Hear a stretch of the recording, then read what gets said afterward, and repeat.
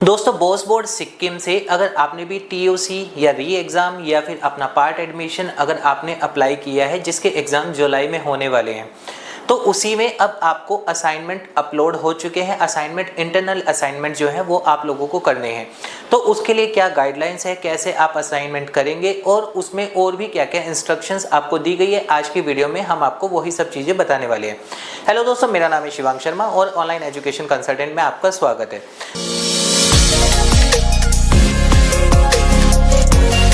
दोस्तों सबसे पहले तो हम ये बात कर लेते हैं कि बोस बोर्ड में नवंबर एग्जाम के लिए भी अगर अभी आपने रजिस्ट्रेशन किसी का है जो कि आप करवाना चाहते हैं तो उसकी लास्ट डेट 30 जून है। 30 जून तक अभी 500 रुपये लेट फाइन लग रहा है, लेकिन 30 जून के बाद 1000 रुपये लेट फाइन लगना स्टार्ट हो जाएगा। तो अगर आप भी लेट फाइन से बचना चाहते हैं तो अभी भी अगर आपके कोई नॉन है जिनको एडमिशन लेना है 10th या 12th क्लास में तो वो अभी भी अपना एडमिशन करवा सकते हैं, जिससे कि उनका 500 रुपये ही लेट फाइन लगे, ना कि 1000 रुपये।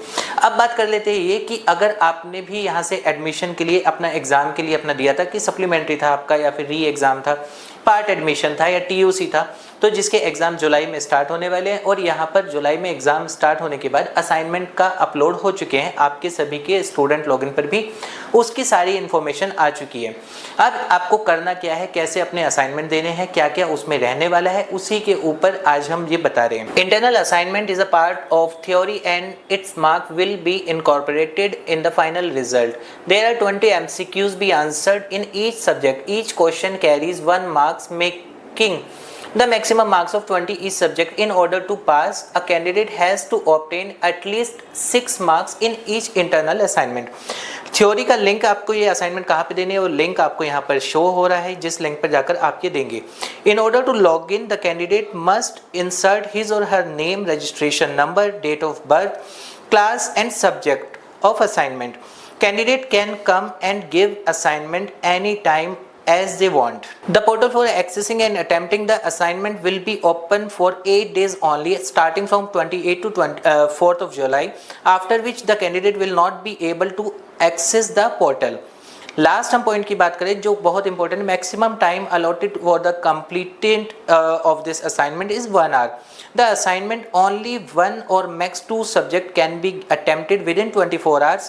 However, it is to be strictly noted that once you open a particular assignment, you must finish it. You cannot close or switch another assignment. If you close it without completing, it will be considered as a absent. तो दोस्तों ये तो था assignment के लिए जो guidelines आपको दी गई है। अब बेसिकली अगर हम मोटा मोटा बात करें, सबसे पहली बात तो है कल से यानी 28 जून से आपके असाइनमेंट के लिए जो लिंक आपको यहाँ पर शुरू में दिखाया गया था उस लिंक पर जाकर आपको वो असाइनमेंट अपना स्टार्ट करना है। असाइनमेंट का मैक्सिमम टाइम आपका 1 घंटे है। 24 घंटे के अंदर आप मैक्सिमम 2 असाइनमेंट अपने कर सकते हैं। 8 दिन टोटल टाइम दिया गया, यानी 8 दिन के अंदर अंदर आप इसको जब चाहें तब कर सकते हैं। लेकिन 4 जुलाई को 10 बजे के बाद, रात को 10 बजे के बाद आपका ये क्लोज हो जाएगा। उसके बाद आप ये नहीं कर सकते हैं।